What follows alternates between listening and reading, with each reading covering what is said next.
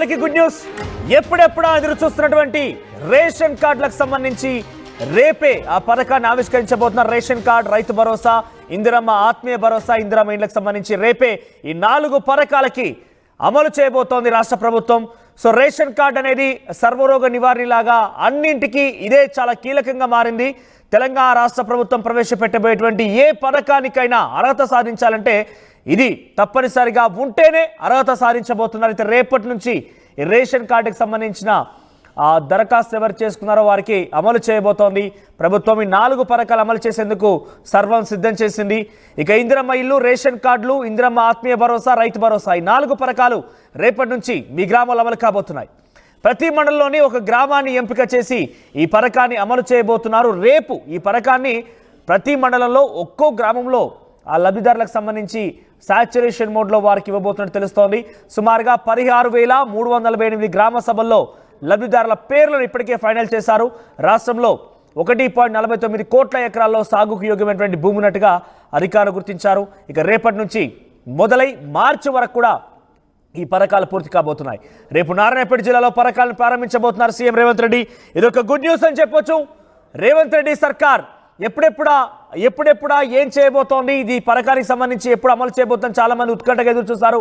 ఇప్పటివరకు అయితే రైతు భరోసాకు సంబంధించిన అంశం అయితే ఈ కాంగ్రెస్ పార్టీ ప్రభుత్వం వచ్చిన తర్వాత అమలైతే కాలేదు. మొదటిసారిగా రేపు దాన్ని అమలు చేయబోతున్నామంటూ కాంగ్రెస్ పార్టీ ప్రభుత్వం చెప్తోంది. చాలా పెద్ద ఎత్తున ఆసక్తి నెలకొని ప్రజల్లో కూడా ఇప్పటికే 1,49 ఎకరాల్లో కూడా 1,49 లక్షల ఎకరాల్లో కూడా ఈ యొక్క పథకం అమలు కాబోతున్నట్టుగా రాష్ట్ర ప్రభుత్వం అధికారులు గుర్తించారు. ఒకసారి దీనికి సంబంధించి బట్టి విక్రమార్క మాట్లాడారు. ఆయన ఏం మాట్లాడారో చూద్దాం. రాష్ట్ర ప్రభుత్వం తీసుకున్నటువంటి ఈ కార్యక్రమాలను అమలు చేయాలని, లాంఛనంగా ప్రారంభించాలని గతంలో కేబినెట్ నిర్ణయం చేసి దాన్ని ప్రారంభించడం కోసం రేపు రాష్ట్ర వ్యాప్తంగా చెప్పిన మాట ప్రకారం, ఇచ్చిన వాగ్దానం ప్రకారం రాష్ట్ర వ్యాప్తంగా లాంఛనంగా ప్రారంభోత్సవం చేస్తూ ఉన్నాం. రాష్ట్రంలో ఉన్నటువంటి అన్ని మండలాల్లో మండలానికి ఒక గ్రామాన్ని యూనిట్గా తీసుకొని ఆ గ్రామంలో పూర్తిగా శాచురేషన్ పద్ధతిలో ఈ 4 పథకాలని రేపు పూర్తి చేయబోతా ఉన్నాం.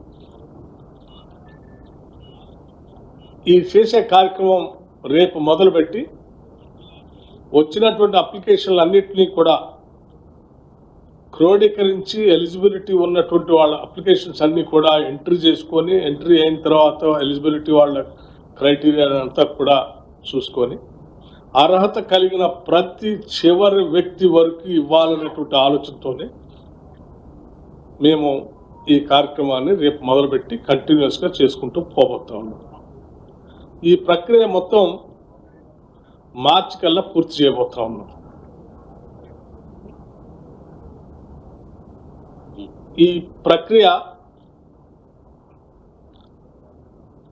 ఇందులో చాలామంది గ్రామ సభల్లో మా పేర్లు మిస్ అయినాయి, మా పేర్లు రాలేదు అని కొత్తగా అప్లికేషన్ పెట్టుకున్నటువంటి వాళ్ళ సంఖ్య లక్షల్లో ఉండటం వల్ల కొంత ఆ ప్రక్రియని సంపూర్ణంగా పూర్తి చేయడం కోసం మార్చి వరకు తీసుకుంటున్నాం. రాష్ట్ర ప్రజలందరికీ చెప్పేది ఏంటంటే ఈ ప్రక్రియలో ఏ ఒక్కళ్ళు కూడా మిగిలిపోరు. ఉదాహరణకి రైతు భరోసా సంబంధించి వ్యవసాయ యోగ్యమైనటువంటి ప్రతి ఎకరానికి ఇచ్చేటువంటి కార్యక్రమాన్ని ఇప్పటికే ప్రకటించాం. దాంట్లో ముందుకు పోతాం.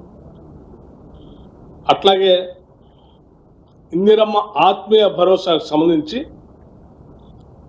భూమి లేని వ్యవసాయ కూలీలు EGS Mahatma Gandhi national employment guarantee స్కీమ్లో రిజిస్టర్ చేసుకొని కనీసం 20 రోజులు పని దినాలు సంవత్సరంలో పనిచేసినటువంటి వాళ్ళందరికీ ఇవ్వబోతాం.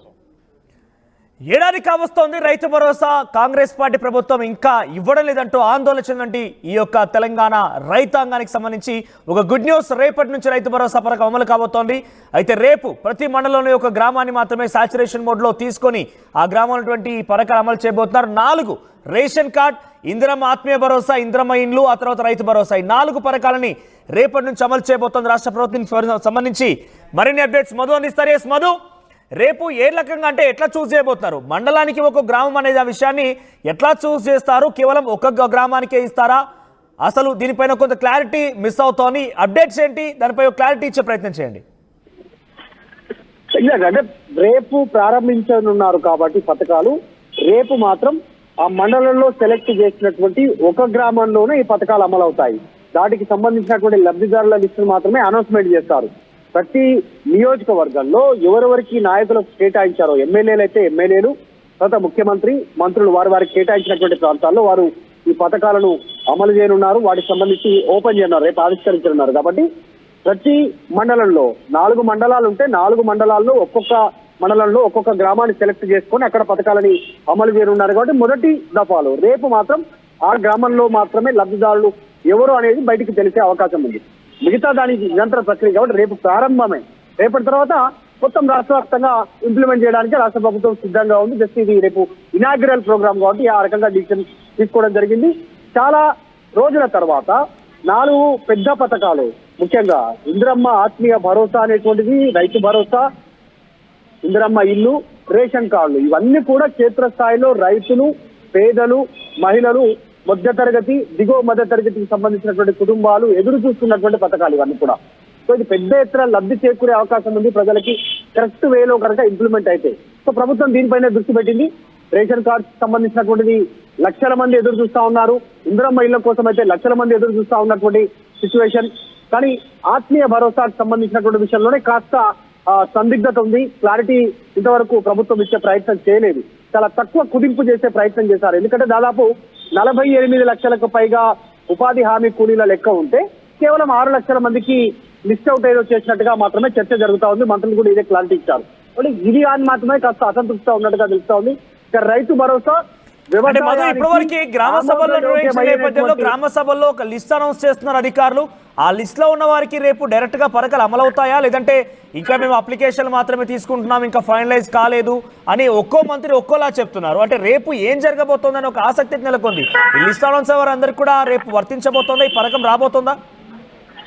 రేపు 2 పథకాలు అంటే ఆ లబ్ధిదారుల ఎంపిక కనుక ఫైనల్ అయిపోతే వాళ్ళ పేర్లు ప్రకటన చేస్తే రైతు భరోసా, తర్వాత ఆత్మీయ భరోసా ఇందిరమ్మకు సంబంధించినటువంటి ఈ 2 పథకాలలో వాళ్ళ అకౌంట్లలో, బెనిఫిషియర్ అకౌంట్లలో డైరెక్ట్ గా అమౌంట్ పడనుంది రేపే. కానీ ఇందిరమ్మ ఇల్లు, తర్వాత రేషన్ కార్డులకు సంబంధించిన విషయంలో లబ్ధిదారుల పేర్లు ప్రకటన చేసే అవకాశం ఉంది. వారికి ఇమీడియట్ గా అనౌన్స్మెంట్ వారి చేతికి ఇందిరమ్మ ఇల్లు ఇవ్వకుండా వాటికి సంబంధించినటువంటి డీటెయిల్స్, అంటే ఆల్రెడీ కట్టిన డబుల్ బెడ్రూమ్ ఇల్లు ఉన్నాయి, అదే ఇందిరమ్మ పేరు ఇవ్వాలనే చర్చ జరుగుతూ ఉంది. కాబట్టి కొత్తగా ఇవ్వాలనుకున్నటువంటి ఇందిరమ్మ ఇళ్ల విషయంలో కావచ్చు, కొత్త జాగా ఉంటే 5 లక్షల రూపాయల కేటాయింపు వారి పేర్లు ప్రకటన చేసే అవకాశం ఉండొచ్చు, రేషన్ కార్డులకు కానీ ఇందిరమ్మ ఇళ్ళది కానీ. కానీ రైతు భరోసా, ఇందిరమ్మ ఆత్మీయ భరోసా ఈ ఇళ్లలో సెలెక్ట్ చేసినటువంటి గ్రామంలో ప్రతి మండలంలో ఒక గ్రామం అంటున్నారు కాబట్టి ఆ లబ్ధిదారుల అకౌంట్ లో డైరెక్ట్ గా డబ్బులు పడనున్నాయి. రేపు ప్రభుత్వం ఇప్పటికే నిధులు సమకూర్చుకుంది. గతంలోనే 9,000 కోట్లు ఆల్రెడీ సమకూర్చుకుంది. దాదాపు ఇంకా 15 రోజులు ఎక్స్టెండ్ అయింది. నిధుల కోసమే దాన్ని ఎక్స్టెండ్ చేశారని చర్చ జరుగుతుంది. కాబట్టి ఇంకా కొంత 15,000 కోట్ల వరకు నిధులు సమకూర్చుకోవడం జరిగింది. అందుకే కాస్త జనవరి 26 వరకు, జనవరి 15 సంక్రాంతి అనుకున్నారు, కానీ 26 వరకు చేశారు టైం తీసుకొని. నిధులు రెడీగా ఉన్నాయి, వారి అకౌంట్లలోకి మనీ ఫ్లో చేయడమే ఒక బటన్ నొక్కి. కాబట్టి ఆ రకంగా ముందుకు వెళ్లాలంటూ అధికారులకు ఆదేశాలు ఇచ్చారు. సో రేపు మాత్రం 2 పథకాలతో వాళ్ళ అకౌంట్ ఈ పథకాన్ని ఎక్కడ ఆవిష్కరించబోతున్నారు? ఈ పథకాన్ని ఎక్కడ ఆవిష్కరించబోతున్నారు? దానికి సంబంధించి ఒక ప్రత్యేక కార్యక్రమం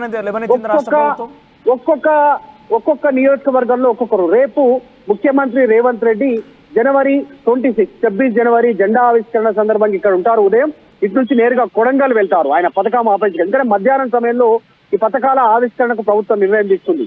ఉదయం నుంచి మధ్యాహ్నం వరకు జెండా ఆవిష్కరణలు, ఈ కార్యక్రమాలు ఉంటాయి. ఇవన్నీ అయిపోయిన తర్వాత మధ్యాహ్నం 1 గంట నుంచి ప్రతి నియోజకవర్గంలో, ప్రతి జిల్లాలో ఆయా కేటాయించినటువంటి వాళ్ళలో ఆ మంత్రులు, ముఖ్యమంత్రి, మిగతా ఎమ్మెల్యేలు, ఎమ్మెల్సీలు ఆ కార్యక్రమాల్లో పాల్గొంటారు. పిసిసి చీఫ్ మహేష్ కుమార్ గౌడ్ కూడా రేపు షాద్ నగర్ వెళ్తా ఉన్నారు. ముఖ్యమంత్రి రేవంత్ రెడ్డి కొడంగల్ సొంత నియోజకవర్గం వెళ్తా ఉన్నారు.